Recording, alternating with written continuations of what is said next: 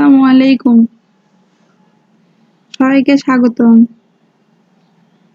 আমি আজকে investment banking and lease financing সাবজেক্টের বোর্ড কোশ্চেন 2015 এর ম্যাথগুলো সলভ করিয়ে দিব। আমি এর আগের ভিডিওতে বোর্ড কোশ্চেন 2014 এর ম্যাথটা সলভ করিয়ে দিয়েছি। তারপরে যদি কারোর কোনো রকম প্রবলেম থেকে থাকে আমায় কমেন্টসে অবশ্যই জানাবেন, আমি প্রবলেমটা সলভ করিয়ে দিব ইনশাল্লাহ। আর আমার ভিডিওগুলো আপনাদের কতটা হেল্পফুল হয়, কতটা উপকৃত হচ্ছেন কিংবা কোনো প্রবলেম হচ্ছে কিনা আমায় জানাতে পারেন, প্রবলেম নেই। আর একটা কথা বলে নেই, আপনাদের যদি কারোর পিডিএফটা লাগে, যে এই বোর্ড কোশ্চেনের অ্যান্সারের পিডিএফ লাগবে কিংবা কোনো কিছু লাগবে আমায় অবশ্যই জানাবেন কমেন্টসে, আমি তাহলে ডেসক্রিপশন বক্সে দিয়ে দিব। তো 2015 এর ম্যাথগুলো চলেন দেখে নেই আমরা। এটার ম্যাথ শুরু হয়েছিল আমাদের প্রবলেম 2 থেকে, অর্থাৎ দুই পার্টের জন্য প্রবলেম 2 থেকে ম্যাথ শুরু হয়ে গিয়েছে। তো প্রবলেম 2টা চলেন পরে দেখি কি বলছে। You have set up a straddle position on a company share. You have brought 1/6 month call with an exercise price of taka 75 for a premium of taka 3 and a 6-month put with same exercise price for a premium of taka 2. Assume that after 6 months price goes up to taka 78 or it comes down to taka 70. What is your payoff at expiration of the options? আমাদের pay অফটা বের করতে হবে। তো চলেন ম্যাথটার সলিউশনটা দেখে নেই।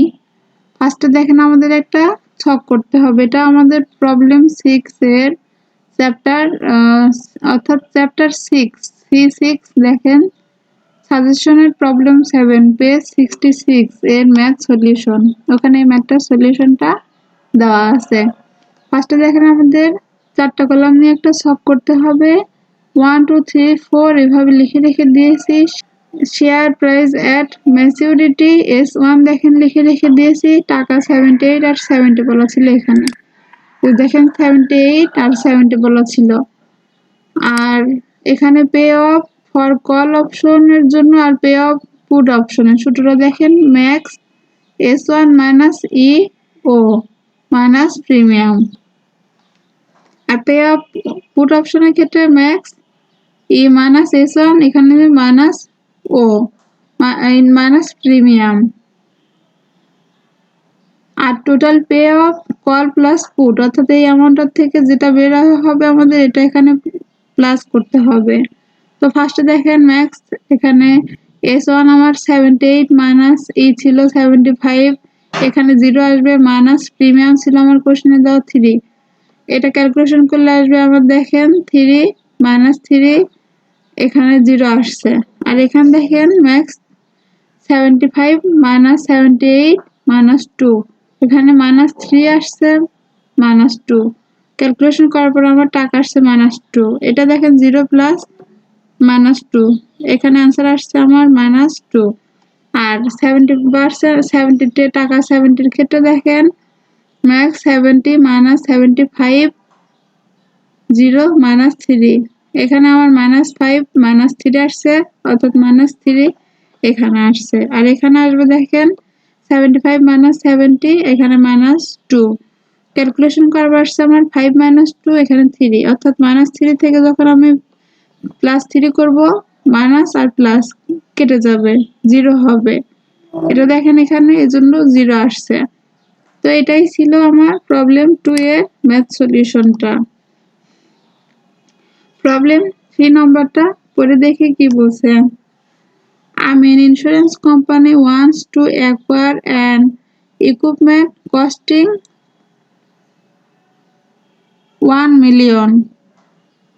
The company has got an offer of taking lease from leasing institution for টাকা 7 years at 15% in equal installment to be paid in the beginning of each year. How much should be paid of leasing institution of each installment?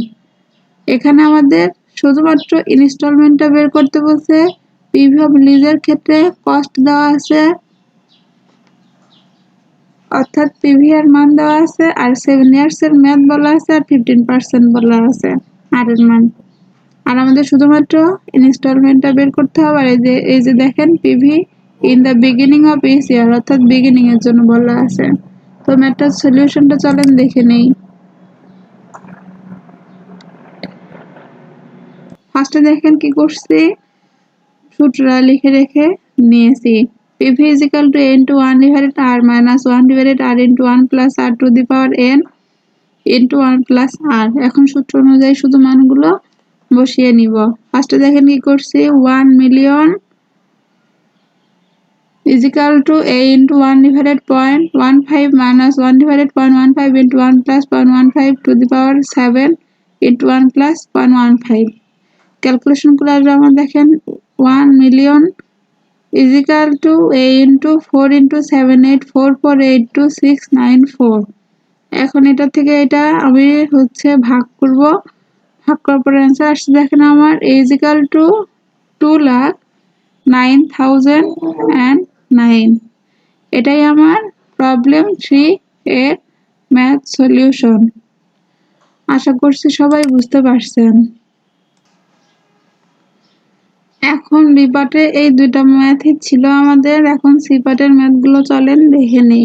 C পার্টে দেখেন problem 11 থেকে math শুরু হয়ে গিয়েছে। তো problem 11টা পড়ে দেখি কি বলছে। XYZ Builders Limited needs to acquire the use of a crane for their construction business and are considering buying or leasing a crane. The crane cost টাকা 1 million.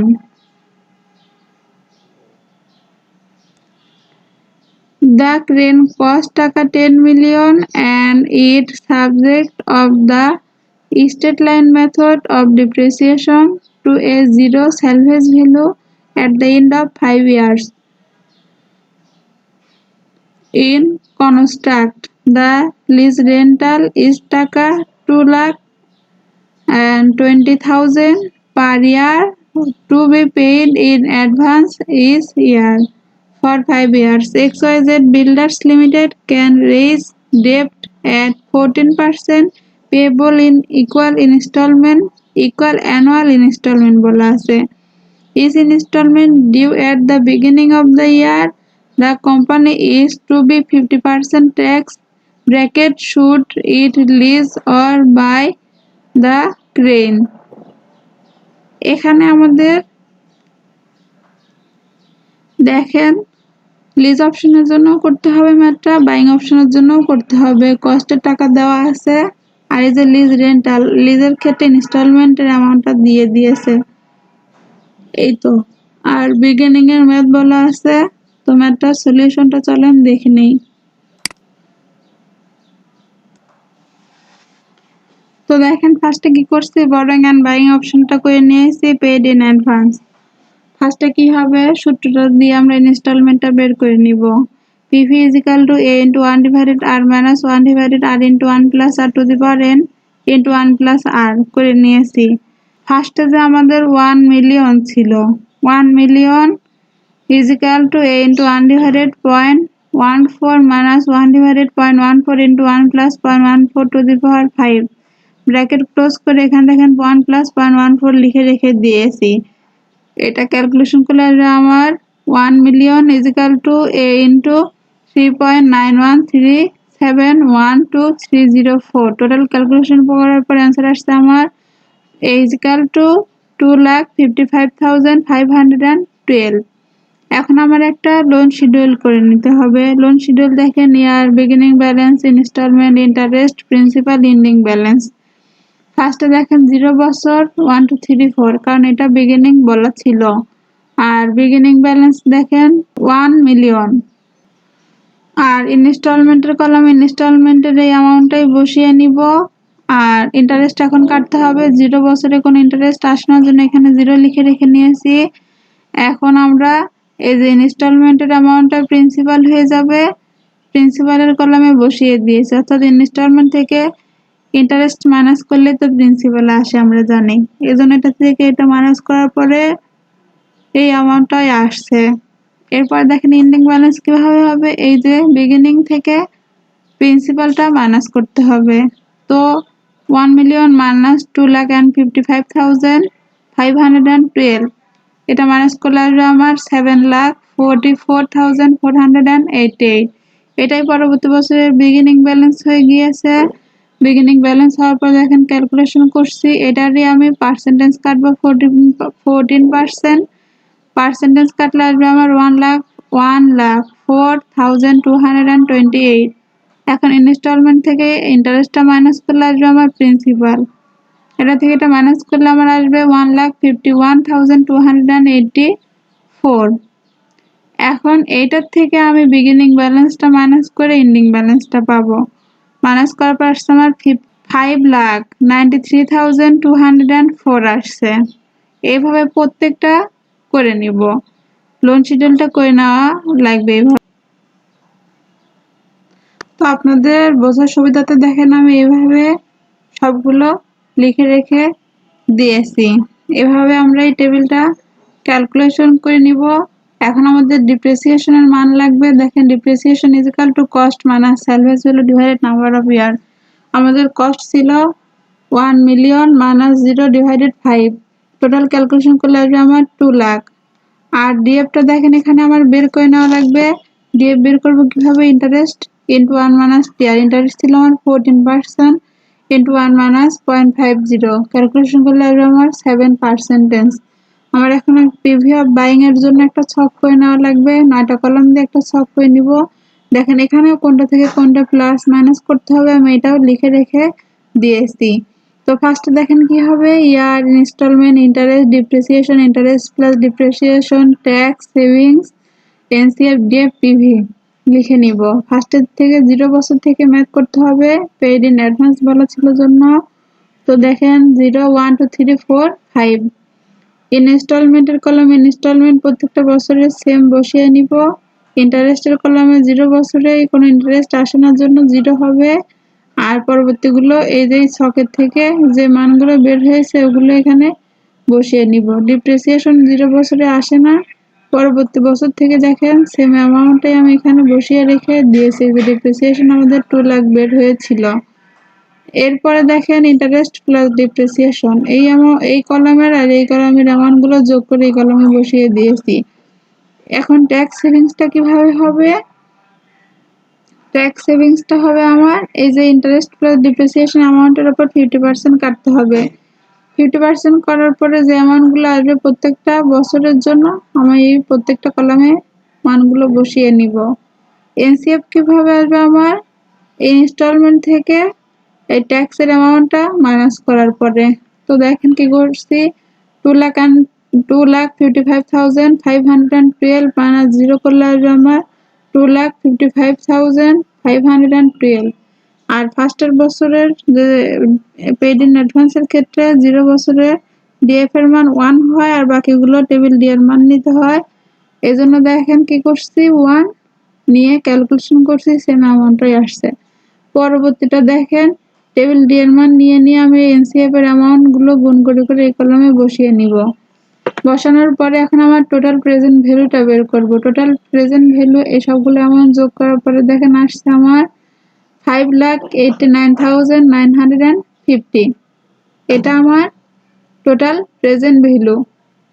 এটা আমার বাইং অপশনের ক্ষেত্রে হয়ে গেল ম্যাথটা। এখন আমি পিভি অফ লিজ অপশনটা করব। পিভি অফ লিজ অপশনের ক্ষেত্রে কি ছিল, আমার সরাসরি ইনস্টলমেন্টের অ্যামাউন্টটা বলা ছিল 2,20,000। এর জন্য আমার আলাদা করে বের করতে হচ্ছে না, সরাসরি আমি পিভি অফ লিজ অপশন লিখে দেখেন একটা ছক করে নিয়েছি। ছকটা দেখেন year, ALR, tax, NCF, DF, PV. Paid in advance ছিল জন্য 0 বছর থেকে হবে। 0 বছরে দেখেন ইয়ার 0, 1 থেকে 4, 5। এএলআর এর কলাম এএলআর গুলো বসিয়ে নিয়েছি। ট্যাক্স 0 বছরে আসানোর জন্য 0। NCF, DF, PV. ডিএফ এর ক্ষেত্রে ফার্স্টের বছরে 1 হয়, পরবর্তী বছর টেবিল সি এর মান হয়, আর পরবর্তী বছরে টেবিল ডি এর মান বসাইতে হয়। এভাবে মানগুলো বসিয়ে ক্যালকুলেশন করে নিব। ক্যালকুলেশন করলে আসবে আমার টোটাল প্রেজেন্ট ভ্যালু 5,14,165। এখন দেখেন কোনটা বড়। লিস্ট অপশনে 5,14,165 আসছে, আর বরোইং এন্ড বাইং অপশনের ক্ষেত্রে 5,89,950 আসছে। তো এটাই ছোট আমাদের, এজন্য এটাই আমরা নিব। দেখেন lease option should be selected by XYZ Builders Limited because its TPV অর্থাৎ total present value is lower than buying option। এটা লিখে রেখে নিয়েছি। এটাই ছিল আমার প্রবলেম 11 এর ম্যাথ সলিউশন। আজকের মতো এই পর্যন্তই। আমি পরবর্তী ভিডিওতে বাকি ম্যাথগুলো করিয়ে দিব। ততক্ষণ পর্যন্ত সবাই ভালো থাকবেন। আসসালামু আলাইকুম।